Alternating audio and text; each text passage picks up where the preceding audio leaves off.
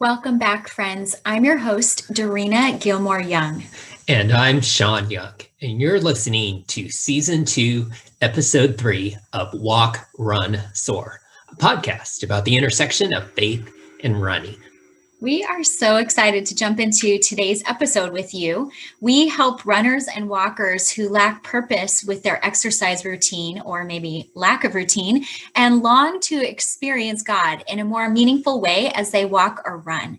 Today, we are interviewing Dr. Saundra Dalton-Smith. She is an internal medicine physician, and she's the author of one of my favorite books. It's called Sacred Rest: Recover Your Life, Renew Your Energy, Restore Your Sanity. So we're excited to share this conversation with you. We got to chat with Dr. Saundra about different types of rest as she describes them in her book. We talk about how rest is a gift given to us from God that we are invited to open and unpack. We even talked about training with her hubby to run a marathon and some of the disappointment, but also the lessons that she learned along the way. So welcome to this conversation and episode 3 of Walk, Run, Soar. Friends, thanks for tuning into our podcast. We are here to run with you, to pace you, and to inspire you with weekly devotionals, scripture, interviews, and quick coaching tips in about the time it takes you to go for a short run or walk. So pop in your earbuds and listen in.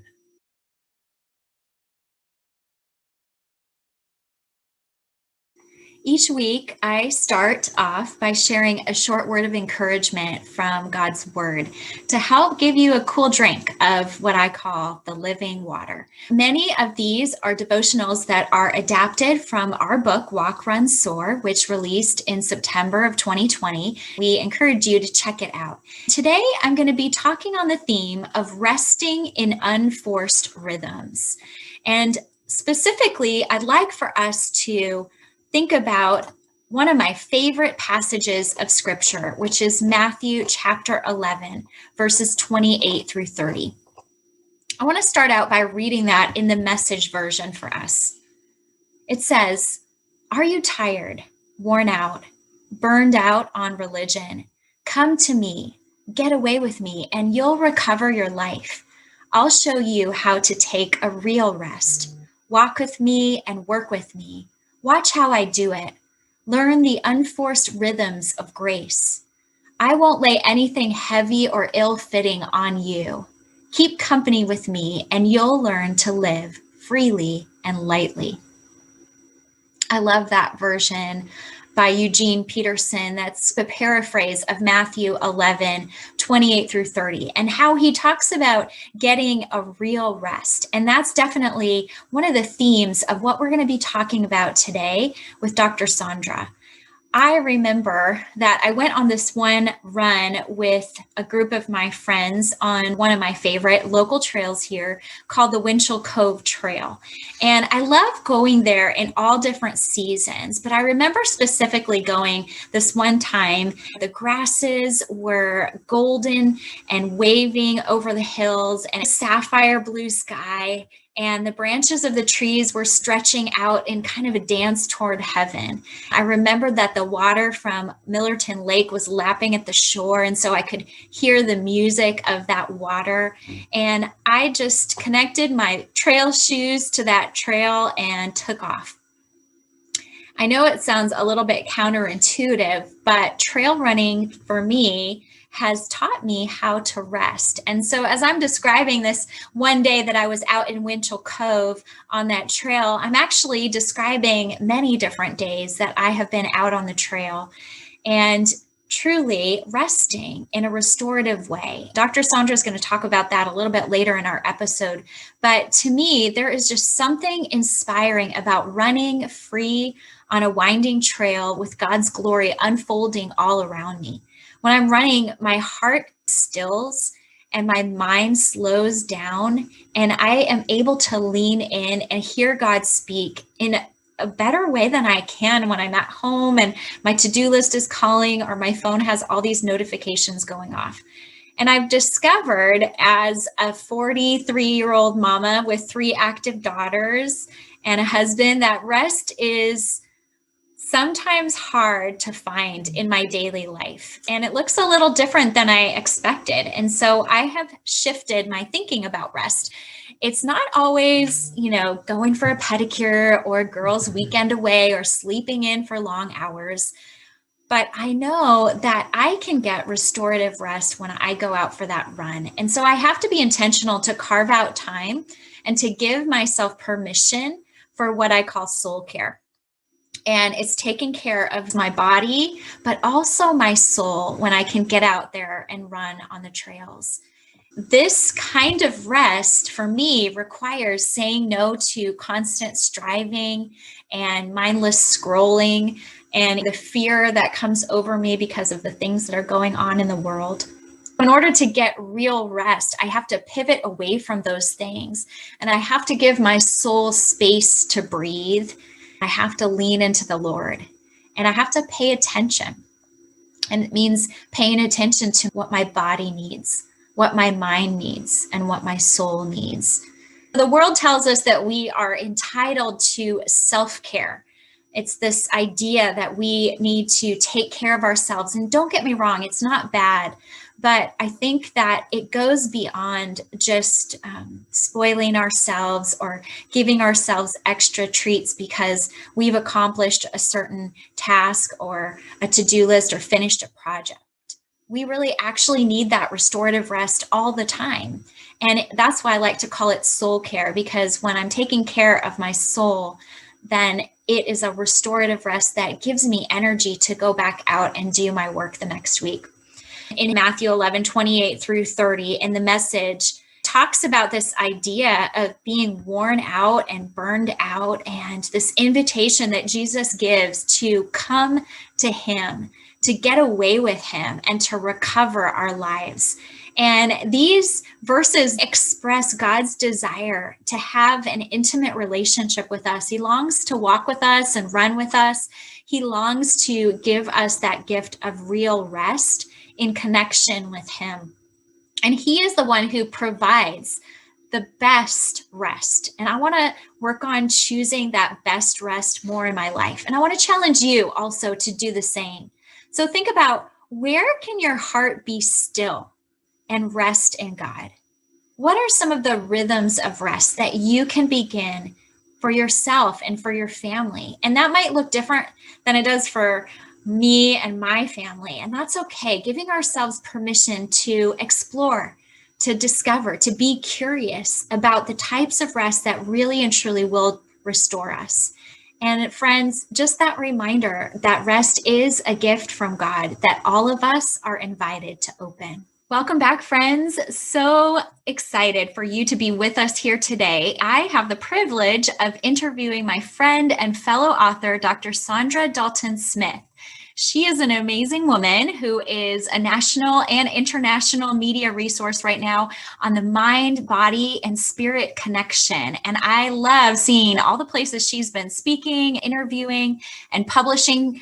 Most recently, she's been on CNN, and she's been in Women's Day, CBS.com, MSN.com, Crosswalk.com, lots of different places. And Dr. Saundra is the author of a book called Sacred Rest, which we will be talking about today in our interview.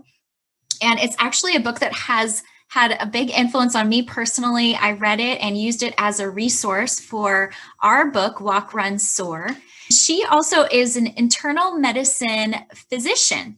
She lives in Alabama with her ultra marathon running husband, Bobby, and their 2 sons. And so we're excited to get to know her a little bit more today and talk about the intersection of faith and running. So Dr. Saundra, why don't you start us off and just tell us a little bit more about your family, where you live, and what fills your days? Yes, right now my 2 teen boys fill my days.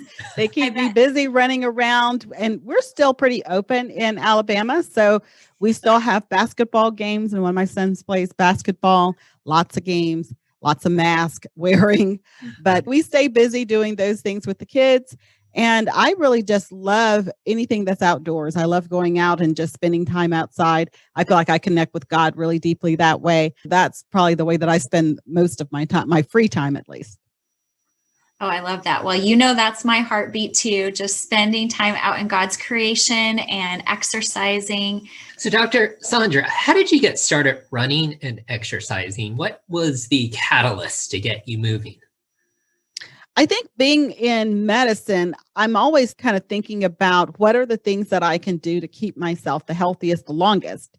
And I think one of the things that stands out is cardiovascular health and just those things that we do that keeps our heart and our lungs and really our circulatory systems at their best. I started off personally with walking initially. And then as I kind of got further into the culture, let's say, with my husband doing his runs, I just really love the camaraderie with running. I think a lot of times the community that's built up because of the work and the effort and the struggle of pushing your body beyond what it wants to do at times. And I think that's what drew me to running. Honestly, for a long time, thought I am not a runner. My body cannot do that. I'm not built to be able to run.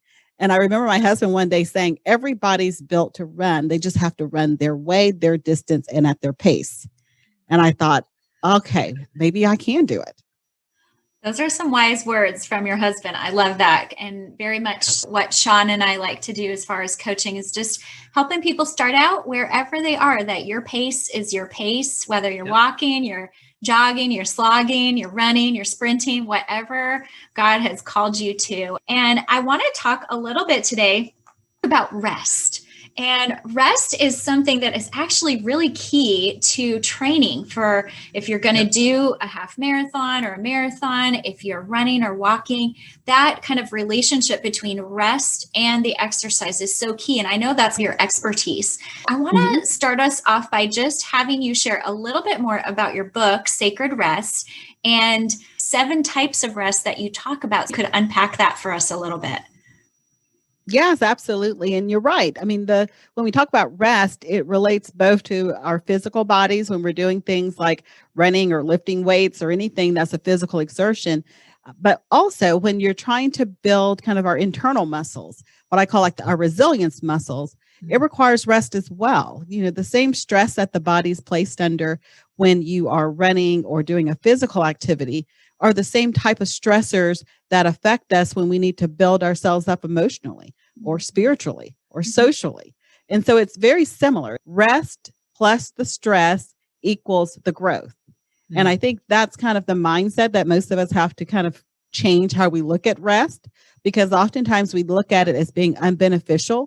We think, well, if the work is more important than the rest, but it's the combination of the two that actually allows us to grow. Is what allows the muscle to grow, to get stronger, is those periods of both stress and rest. And so in the book, I talk about 7 different areas where we need rest, or 7 different types of rest that we need. And those are the physical, mental, spiritual, emotional, social, sensory, and creative. So can you unpack those 7 types of rest for our audience? Yeah. So I'll start with the physical. The physical is divided into 2 different types. You have the passive, which are sleeping and napping. Those are the 2 types of physical rest that you don't have to do anything for. You basically stop. It's the cessation of activity to get rest at that time physically. And then you have the active types of physical rest, which are those things that really just help improve your circulation, your lymphatics, your muscle flexibility. So that includes things like using a foam roller, or getting a massage, or stretching, or doing yoga, or even a leisure walk, where you're not trying to really stress the body, but you're really focusing more on the circulation and just improving the lymphatic drainage. Then with mental rest, that deals with allowing your mental space to get to that quiet place, not always jumping from thought to thought or calculating or thinking about your to-do list, but actually being able to focus your attention and to get your mind to silence itself. Then there's spiritual rest, which is not as much about religion as it is about relationship and building that intimacy with God, spending time in his presence, not always focusing on reading the word or doing a devotional, but actually just enjoying time with God. And then there's emotional rest, which deals with allowing yourself just to be able to openly express your emotions being authentic and not having those desires to people please and to bottle up those feelings and try to kind of make yourself into something that you're not in order to help others kind of digest your feelings better. And then there's social rest, which has to do with how you relate to other people, because every one of us, the people we relate to, are either negatively pulling from our social energy or positively pouring back into us. So you have to evaluate that. Am I in a situation with someone who is pulling and draining me socially, or is this situation feeding and life-giving to me? Because we have to have a balance. We can't always be spending our time with people who are pulling and needing us, which usually are the people who we love, our spouses, our kids, our coworkers, our clients. Those all need something from you. So you have to have a balance with that, where there's some people in your life who don't need anything from you, but you just enjoy being around. And then the final two, sensory rest, deals with just downgrading our sensory input. We live in a very sensory toxic world, from our electronics to social media to the TV, radio, everything else. Finding some time to get back to appreciating silence and kind of downgrading some of that sensory input, turning off notifications on our devices, those kind of things. And then creative rest is the rest we experience when we allow ourselves to appreciate beauty in whatever form that is, whether it's natural beauty like the mountains or the ocean, or it's man-made beauty like music or art. Wow, that's really fascinating just to hear about so many different types of rest. I mean, I know when I think of rest, the first thing that comes to mind is sleep. And, you really just have communicated that rest is so much more than just trying to get 8 hours of sleep a night. Mm-hmm. Absolutely. I think that's the key thing most people have to wrap their mind around, is that rest is not just about the cessation of activity, but it's actually about doing restorative activities that help to pour back into the places where you pour out every day. I love how you use that word restorative. And as I've been reading your book, feel like I even say that to friends and think about that for our family. It's like, okay, what do we need to do for restorative rest? And that's different for all of us. And we need to kind of give each other permission, I think, for discovering what that looks like. And definitely your book expanded my mind in terms of, wow, there are, like Sean said, there are all these different types of rest. And I love how you ask some really good questions throughout the book to kind of make us reflect on what types of rest we're maybe deficient in or lacking, and maybe even some creative types of rest that we can step into that we might have not even thought about before.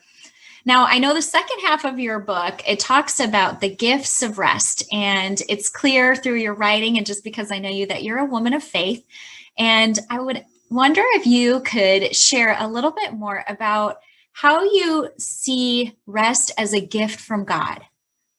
Yes, I think it's the ultimate gift. You're right. The second half of the book is divided up really where it's mostly covering the spiritual parts of it. And I go deep into how I feel Jesus used rest just within his lifetime, as well as how rest is used as a gift to us. And I think there's so many different ways, just from the ability to reflect on our life and the changes that need to be made and the blessings that God has provided. I think part of it actually includes being able to see the freedom that we experience when we allow ourselves to rest. I think sometimes we don't understand how much bondage we are under just from our own schedules. I oftentimes call my cell phone my master, because every time it would ding, I would like jump to attention. It's like it was controlling my life. There was very little freedom because I would automatically respond to every notification, every message immediately. Is that the freedom that Christ died for me to have, where I then transition all of my attention to something electronic and allow it to control my life like that? And so I think there's just so many ways that we can relate it back to our spiritual health, as well as just seeing how it affects us in the natural. I wanted to talk a little bit about, especially as you were talking about the technology or social media, some of those things that really just drain us of our energy. And I think you mentioned a couple of different ways that we can rest from that. Do you have any little tips or perhaps practices in your own life that you rest specifically from technology and social media? Yes, I'm a full believer in getting back control of your electronic life. So one of the things is just really evaluating how many notifications you have on your phone. And are they really necessary? For most of us, we really just need our text messages and our phone. I mean, what the phone was classically meant to do, those are the only notifications that we actually need, because social media, we should be able to control how we have to consume it. So you get to choose, when do I have the emotional capacity to deal with everybody else's issues? Yeah. Because otherwise, I mean, everyone is always posting things and they're not typically good news. It's not usually like edifying, helpful type things they're posting. It's either controversial things where you're going to get upset about, or it's something they're wanting prayer about. And you want to know that information because you want to stay connected with your friends and family, but you don't necessarily need to have that emotional roller coaster all day long. That's so good. Very wise. I think this past year, especially during 2020 and beginning here of 2021, with all of the chaos and different things going on in our world and the decision fatigue that we're all under, I've just been feeling so much more aware of that. And I love your advice of examining your notifications, especially. I took the notifications off my Facebook this past year. I do check in on Facebook several times a day, but just not having the notification there was a game changer for me, because I didn't feel this obligation to, get that little red number to go away. And that way it freed me that I could check in when I wanted to check in, and it wasn't like calling me and harnessing me. Yeah, I think I need to check the settings on my phone to reduce some of the notifications that I receive.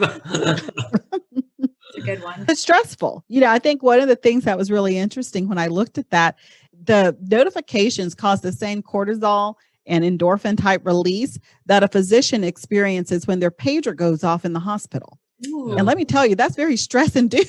Yeah. Every time the pager goes off in the hospital, my heart rate goes up. My palms get a little sweaty. It's like, oh, what is it? I got to check it right now because I think something bad is likely happening. Yep. We shouldn't have that type of acute release just because someone wants to tell us they've got something going on Facebook.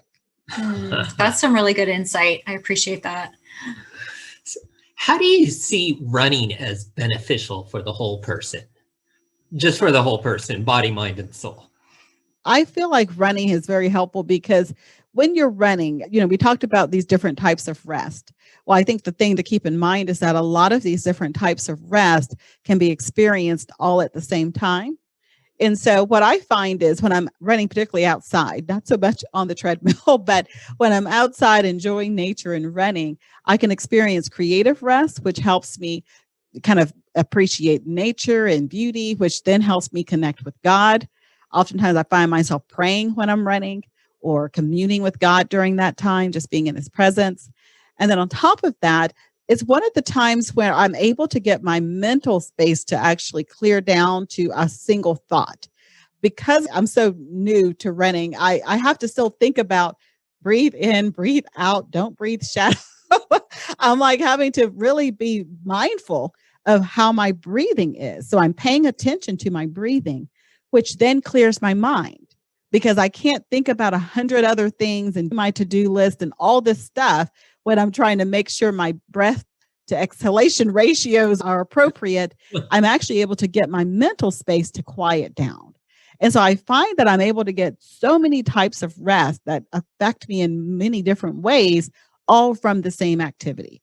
That's beneficial for most of us. We don't have a lot of time. So when there is an activity where you can get your creative, your spiritual, and your mental kind of all wrapped up into one thing, that's a bonus. So even though you're running and being active, you can still rest of sorts. Yeah, because that's the thing is what is being restored in the moment. That's the trick with these different types of rest, because oftentimes you are not sitting still. So it's not rest being that I'm just sitting still and stopping activity. It's I'm getting restored in a specific area by doing a restorative activity. So in running, physically, I'm not resting. Physically, my body is probably being pushed to its limits, depending on what I'm doing. But mentally, I can get my mind to get to a quiet space. I can get my spirit to reconnect with God because I'm in a setting where I'm able to focus on Him and Him alone. And then creatively, I'm allowing myself to appreciate the beauty of where I'm running, especially if, like I said, if it's outside. I do a lot of treadmill now because it's cold here where I live at. And I don't get the creative part when I'm running on the treadmill. But when I'm outside, especially if you get to go to some beautiful location, I like to travel with my husband. And so those are great times to add in that creative component because you're experiencing the beauty of what's around you while you're doing the activity. Wow, that makes so much sense. And it is just an encouragement for people to get out there, to run and to walk, because it is that restful activity like you talk about. And I've definitely experienced that in my own life too. As a writer and as a creative person, I feel like when I go out, not only do I get to kind of quiet my mind, like you said, but it's also that place where all this creative stuff starts happening. I suspect it's because I'm not so distracted by the notifications and the to-do list and all of that. I love how you're giving us some language to kind of think about that and talk about those different types of rest there. Well, one of the things that we love to talk about on our podcast is this intersection of running and faith. But I wonder how you would answer that question. How do you see running and faith as being connected?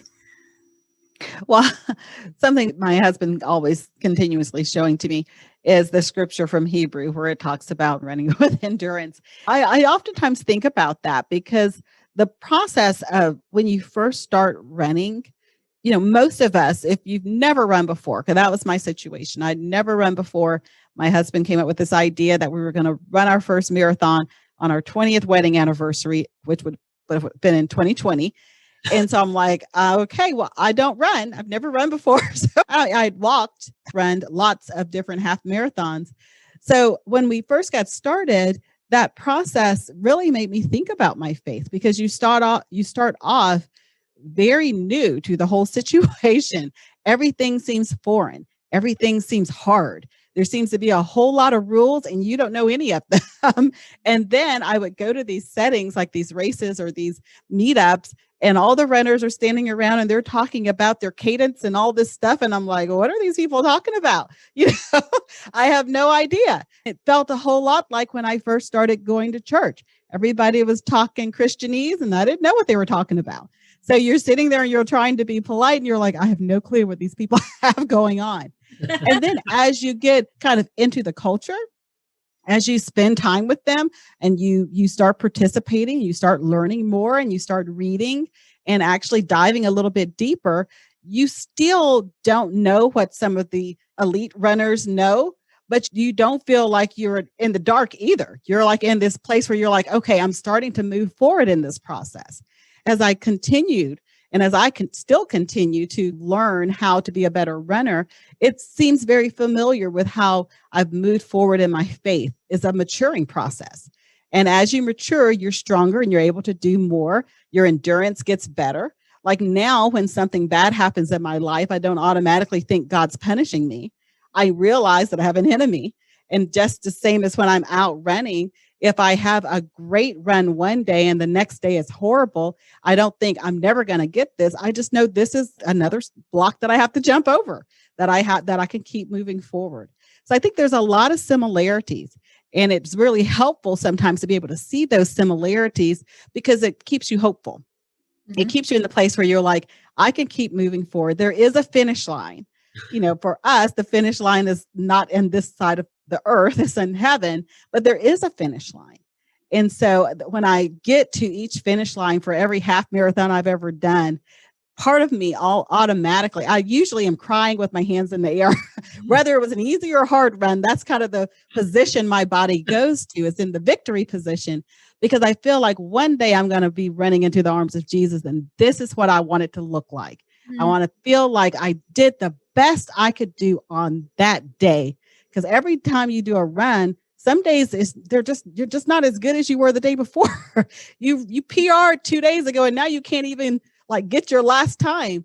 But on that day, I want to know that I've done everything that I've done. And so when I finish this life, I want to know that I did the best I could. It wasn't perfect every time, but it was the best I could do. Oh, that's so inspiring. I love the way that you describe that picture too of just running for the finish line. I have to admit, I am that crazy lady who is sometimes listening to my worship music and running and lifting my hands. And people probably think, what in the world is she doing? But I can't help it. There is just that energy that is rising. And as you describe, trying to do your best, I might not be breaking any records, but there's just this exhilaration. It's very similar to what we experience in the faith when we have God's presence with us. Absolutely.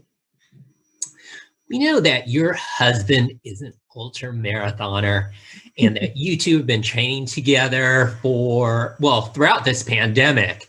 Can you tell us more about the race you're aiming for and what it's been like training this past year? This has been an interesting year. We started back August of 2019. We started training for the Kona Marathon, the 2020 Kona Marathon for our 20th wedding anniversary, which was going to be in June of 2020. And then, everything happened in 2020. We found out in April, right as I just finished my 18-mile training session, that the race was not going to happen. And so I can tell you, I have never felt so disappointed and like I'd wasted so much time. Now, I know that sounds horrible. That's what I felt. It's like, I can't believe I wasted all these mats and blisters on my feet and sore joints and all the stuff that comes when you're moving up mileage like that. And so I had this month where I didn't do anything, or a couple of months where I didn't do anything. I was so mad. And then, we started back right after summer of 2020. And at that time, my focus was, okay, I just want to get better at running. Because before we were doing a walk run session, and then we transitioned over to we're going to just do continuous run sessions. And so that was my goal. I want to get to a point to do continuous run sessions, faster and faster and stronger and less out of breath time. And so that has been the focus. And so now the Kona Marathon's back on, hopefully. So coming into this year, 2021. And so my hope and what we're training for is for me to be able to run a half marathon, because all of my other halves were mostly run walk sessions. And I don't have the time now because it's so late we're finding out about it to train for the marathon again. So that's our focus. We're going to focus on the half and just giving it our best. Well, good for you. I'm so proud of you. I think I did talk to you a couple months back when you were in the midst of that training still. And I think probably a lot of our listeners can relate to that feeling of disappointment because of training for some different races last year and them not going through. And even for myself, kind of having to shift, what is my focus? That, we a lot of times put a race on the calendar and we train for a few months or 6 months for it. And then the big payoff is race day, but it looks different without all these races, or in some cases, there's a lot of virtual races, but it doesn't have that same kind of feeling with the crowd and people watching you and the race day. I think a lot of us who are runners have had to shift our goals a bit. Maybe it's to get out a certain number of times or a certain amount of time a week, or like you said, kind of moving from your walk run to more running. All of those are some little goals that we can make. And we're praying for some of those races to come back, hopefully in this next year. So I want to ask you, I'm shifting gears here a little bit, but I honestly consider you to be kind of one of my rest mentors because of your book and because of your words. And so I'm just curious, what would be some of the examples of how you rest in your life? What are those rhythms of work and rest look like? Because I know that you're also a very productive woman. You're very busy. You're involved in a lot of different places. So how do you set up that rhythm? Yes, I love time blocks. Time blocks help me to stay functional. So what I do is I block out periods of time for things that are typically stressful for me, and then I interweave things that are restful for me throughout the day. And so let's say, for example, I have a lot that I end up having to do on emails. And email is very stressful for me. Every time I open it up, I feel stressed. So what I tend to do is I have a block of time that I address the emails. Usually it's between an hour and a half in the morning, where I'm going through, I'm answering them, I'm doing whatever it is I need to do. And then after that, sometimes it's a 15-minute kind of just praise session. I turn on the praise music, Alexa, turn on praise, and I listen to whatever she happens to select at that time. And then I will kind of spend that 15 minutes just doing some things to kind of unwind my body. Because what I find is I tend to hold a lot of stress in my upper facial area and my shoulders and my neck area. So when I'm done with that email, because it's stressful to me, those areas are already tightening up. And so while I'm listening to the praise music, I'm doing shoulder shrugs and neck rolls and just some little things just to kind of loosen back up the damage that was done during that time of sitting at my desk for so long. Another thing that I enjoy doing is really just being aware of the sensory environment around me. I tend to have children who turn on gadgets and then just leave the room and the gadget's still going on. So the TV will still be playing in the background and nobody's watching it. They'll set up their computer and they'll have it like playing in the background some game, and you'll just hear like this faint music in the background and you don't know where it's coming from. Well, this is the thing that's more sensory input into my body, into my ears, that affects you. A lot of us have just ongoing sensory input in our life, and we don't know why we stay so agitated and irritated, but it's because there's always this background hum or sound in our houses, and oftentimes things nobody's using. And so I'm really mindful of that. If I see something on that no one's using and it's making noise, I automatically turn it off. I limit praise music to specific times. Like I don't play it continuously throughout the day. I know a lot of people feel like that's beneficial for them, but that's actually ongoing, continuous sensory input. And so silence is a good thing to experience that sometimes. So I purposely try to make times when my home's completely silent, particularly if the kids, right now, it can be a little bit hard if everyone's at home all the time. But I think even the kids need times when there's not a lot of noise going on in the background. Well, those are some great tips. You're giving me ideas because I have to say I can completely relate on email being stressful and the thousands of emails that I still haven't gotten to. And I love that advice of kind of blocking out that time and then in a way rewarding yourself by having a little praise session and getting your body moving in a different direction or stretching, all of that. That's some great advice. I think I need to try that. As we wrap up this podcast, how can people connect with you or follow you in what you're doing? The best way to connect with me would be on my website at ichoosemybestlife.com. From there, they can learn about a lot of the different free resources that we have, including the rest quiz, as well as about my books, including Sacred Rest. Well, great. We're excited for our audience to be able to connect with some of your resources, and definitely your Sacred Rest book, I think would be really beneficial for a lot of our listeners. So we'll put that in the show notes. I have just a quick rapid fire question for you, because I know you mentioned that you love to travel. Mm-hmm. So if you could do a race, maybe you could choose a 10K or half marathon anywhere in the world, and obviously COVID and money was not an issue, where would you choose to go? Australia. That is my bucket list location right now. Oh, she knew right away her answer. Yes, that is where it's on my vision board. Not necessarily to do a race there, but get there at some point. So that would be the location. Oh, beautiful. So what is it about Australia that's appealing? Is there something specific you want to see or do there? It's this new culture. I just love going to new places. My husband and I spent a lot of time traveling Europe and the Middle East, and that's the one place we've never been. Oh, fantastic. Well, I hope you get to do that one day. And I don't know, do they have any race in Australia? They do. I recall that I've been to Australia once before. And actually, I think I landed on the same day as the Australia or Sydney Marathon, I should say, in Sydney. And I was like, why didn't I plan ahead and think of showing up a day earlier so I could run it? That sounds amazing. Well, thank you again for being with us today and just for sharing your wisdom and advice. And I feel like just personally, I have a bunch of things that I want to try out and tips that you mentioned that we could incorporate in our own lives and our own families. So we appreciate you coming on Walk, Run, Soar. Oh, thank you. It's been a pleasure.